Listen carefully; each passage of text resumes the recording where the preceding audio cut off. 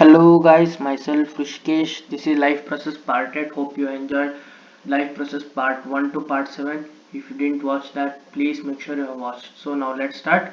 Transportation in plants. In transportation of plant system will have energy stored from leaves and raw materials from roots. These two pathways are constructed as independently organized conducting tubes that are xylem and phloem. One is the xylem and moves water in the minerals obtained from the soil. So xylem transports only water and minerals obtained from the soil. So imagine that this blue ink is water and the xylem are in roots and stem of the plant or trees. They transport to the whole part of the uh, trees by xylem phloem like here, and here it goes like this. So water is transported by xylem. So how minerals? Same guys. How the I'll make it purple for minerals. So the minerals also carried by the water and transported to the whole part of the trees, branches, stem, every cell by xylem phloem. But what about the food and the uh, ions in the soils? They are by transported by phloem. We'll study it later. So now let's study the xylem part. So next slide. Transport of water, as I said before, transport of water is by xylem tissues. Vessels and tracheids of the roots of the stem and leaves are interconnected to form continuous system of water conducting channels reaching all parts of the plant. At the root cells in the contact with soil actively take up ions. This creates a difference in the concentration of these ions between the roots and the soil.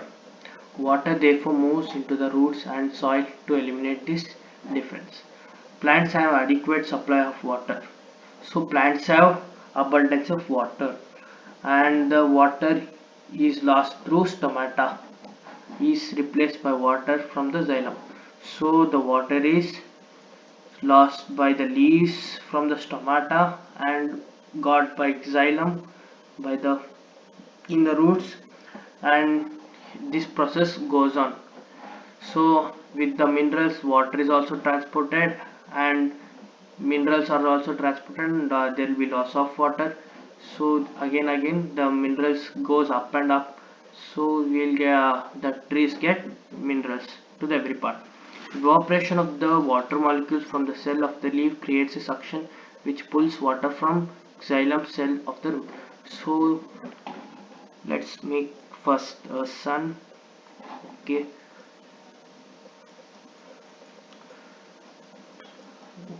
I have made a sun. So transpiration needs a sun where for our evaporation.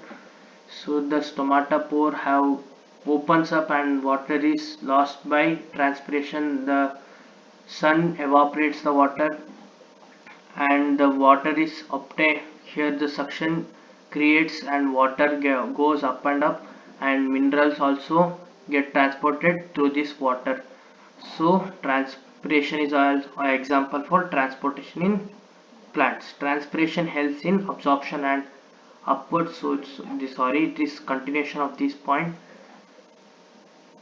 upward movement of the plant and minerals dissolved in it from roots to the leaves.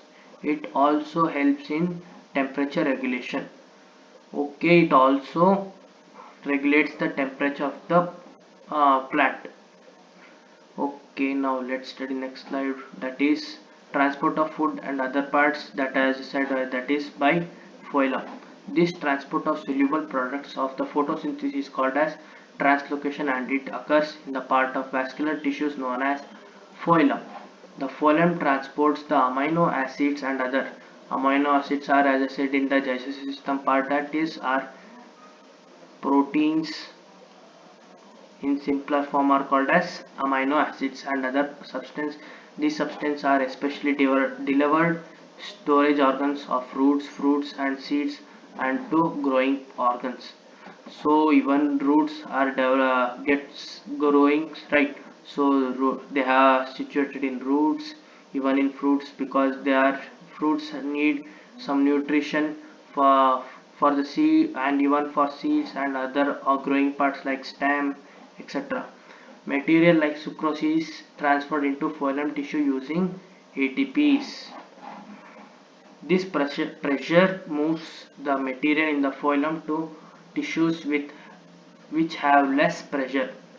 So it moves from high pressure to low pressure. This allows the phloem to move material according to the plant's needs. For example, in the spring, sugar stored in the root or stem tissue would be transported to the buds, which need energy to grow. So the in summer, or sorry, the spring season, the sugar stored in root or stem tissue would transport the sugar into the buds, because the buds need energy to grow, right? So in the spring we will see that there are flowers, right? Flowers like this. So buds are the main part, right? So then they'll bloom and they'll become flowers. So they need to develop to flower, they need energy. So they are in they get energy in sugar. Okay, this is all about the life process part 8, that is transport of plants. Hope you enjoyed this part. So thank you guys.